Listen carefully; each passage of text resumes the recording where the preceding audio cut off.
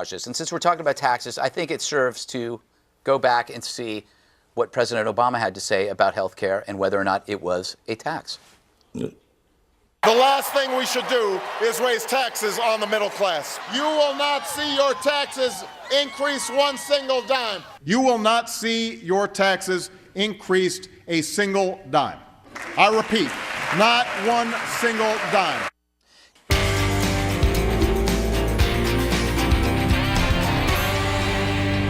Sorry about that, Bob. So this is a great week if you love free stuff. Because get this, we just got more free stuff.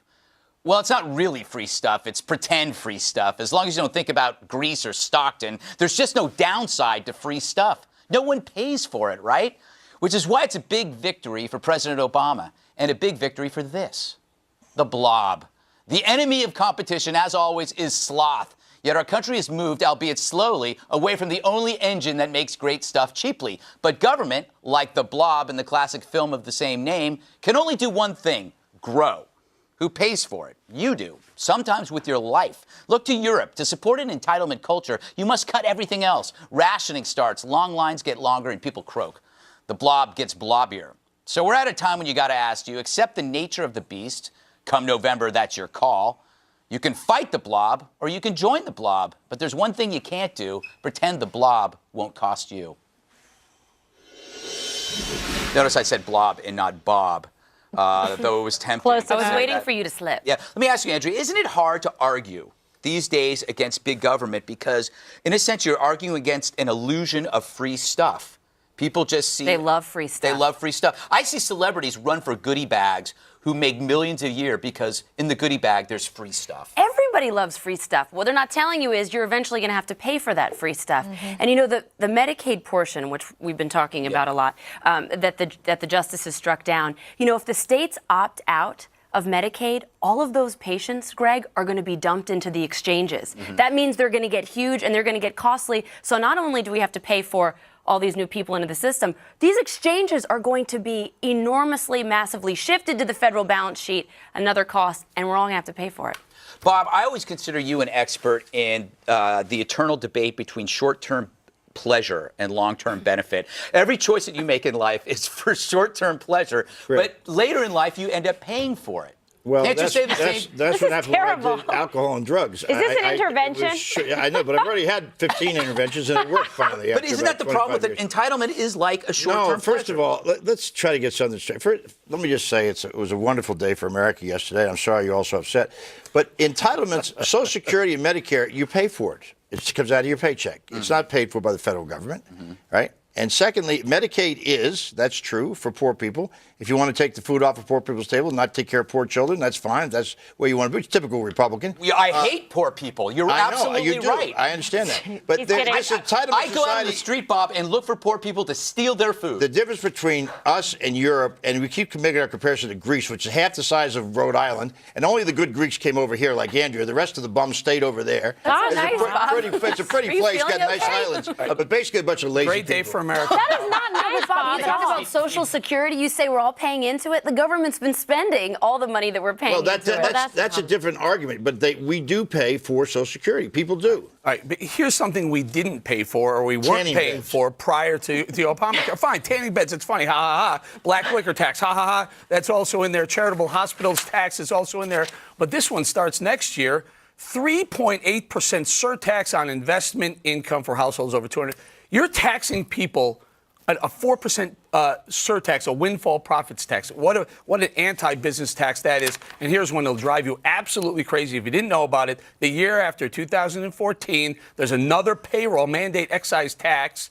Exemptions. Listen to this. Did you know this? Exemptions. Religious objectors, undocumented immigrants, and prisoners are exempted from that one. Well, that gets me out of Are you kidding me? Yes. Are you kidding me? Look, the idea of a surtax on people over 250,000 doesn't bother me at all. It should be a bigger surtax. You know what we really love? We love montages. And since we're talking about taxes, I think it serves to go back and see what President Obama had to say about health care and whether or not it was a tax. The last thing we should do is raise taxes on the middle class. You will not see your taxes increase one single dime. You will not see your taxes increased a single dime. I repeat, not one single dime. KG, is this his read my lips moment? Is this going to be the thing that haunts him come November? But look at all, there's so much tape of this, of him saying no new taxes and this isn't going to increase your taxes, which is a flat out lie. Sorry, there's not a nicer way to say it. I could send him a Hallmark card and say, hey, you've got a loose relationship with the truth. But this is going to be a big tax increase on the middle class. I don't want to say anything about a lie directed to my friend Greg here, but he said this is about Obamacare. He was talking about rates, income tax rates. He was not talking about Obamacare. He has said, when he's been asked by George Stephanopoulos if it's a tax, he said in numerous interviews, Bob, when asked if the mandate's a tax, that it's not. It's not a tax. I mean, it is a tax.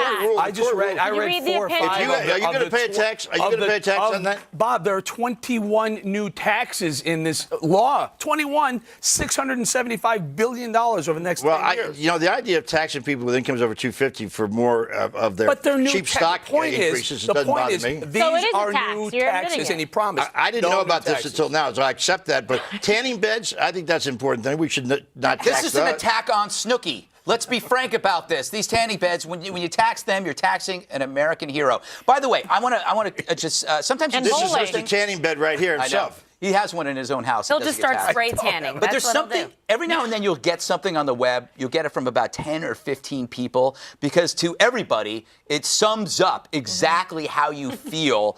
And it sums up the moment from yesterday about discovering that this is a tax. Just show this picture.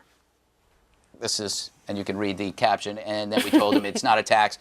I don't know where this came from, but I think I received it 40 times. And I think what this doesn't this speak, Bob, to the way people look at Obama? He pulled one over on America. They screwed Americans again. It's funny to me that I never heard any of these things about taxes from any of you when we were talking about Obamacare. Because he said it wasn't a tax. And Nancy Pelosi said it. Bob, the bill turned law is this high. It's 2,500 pages. I know. And Pelosi said, pass it first. And then we'll read it. What page is the tanning bed on? By the way, I want to point out that this is a joke. This is not actually they're not really laughing about it, just so I don't get angry letters. But they are celebrating at the White House, I'm sure. Bob. Of course they should be celebrating. Why should they? Because we're finally going to get people who are not insured.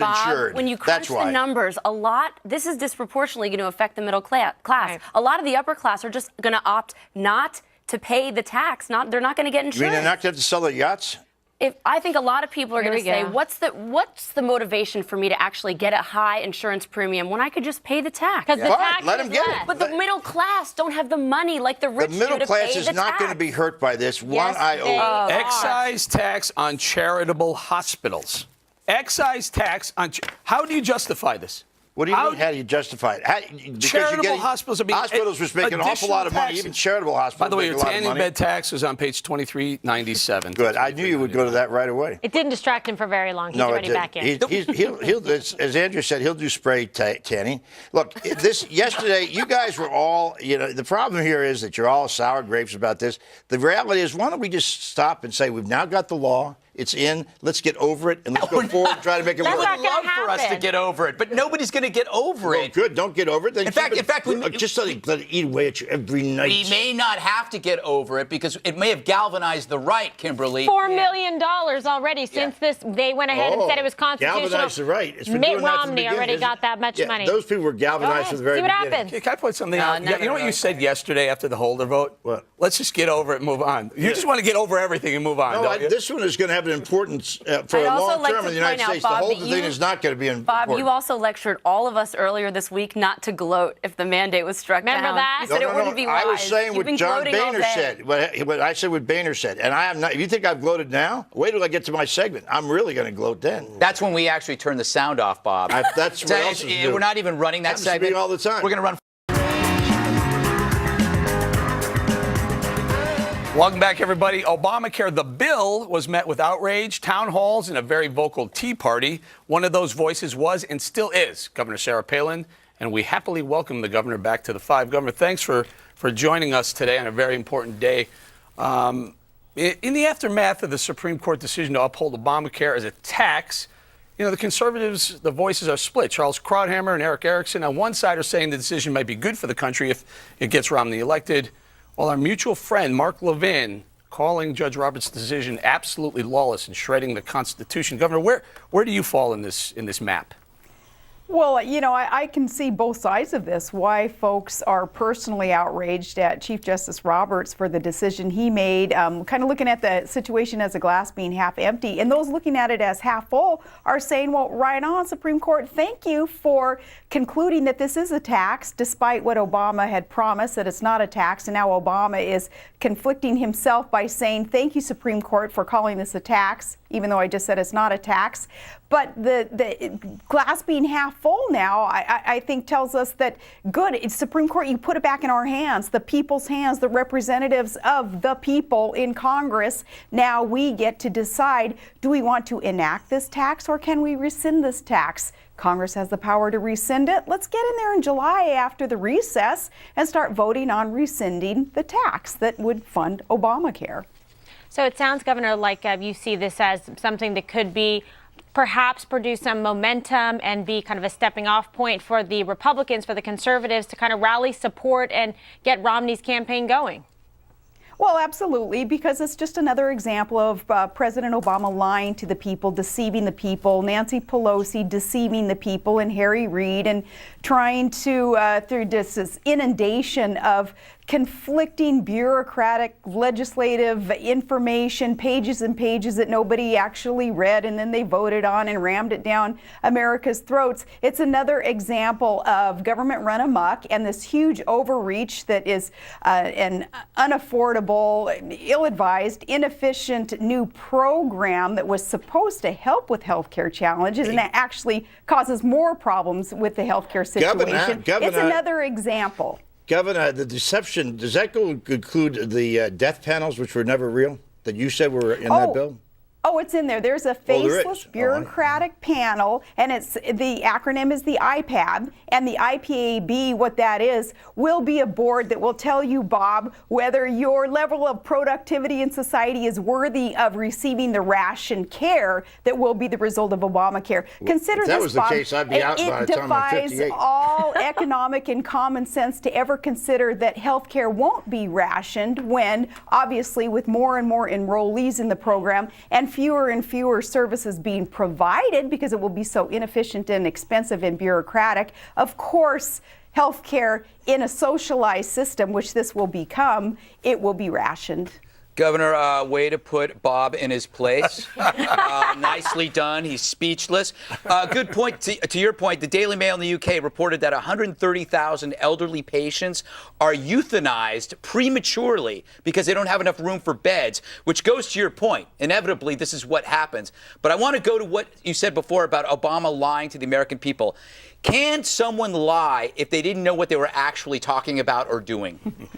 Okay, that's a good point. The semantics here, we could debate. But, you know, the only promise I think that Obama has actually kept to the American people is that he would fundamentally transform America, and that's what he's done. But, you know, from cutting the deficits in half to now increasing hugely deficits and running up America's debt to this really enormous, outrageous number that we're looking at today, nearly $16 trillion. From one promise after another to the wars that we are in today, though he said we would be out of those wars by now and we would be closing Gitmo. And one example after another. The only promise I can think of that he's kept is that he would transform America, and we're becoming something that previously we wouldn't fathom, we couldn't recognize.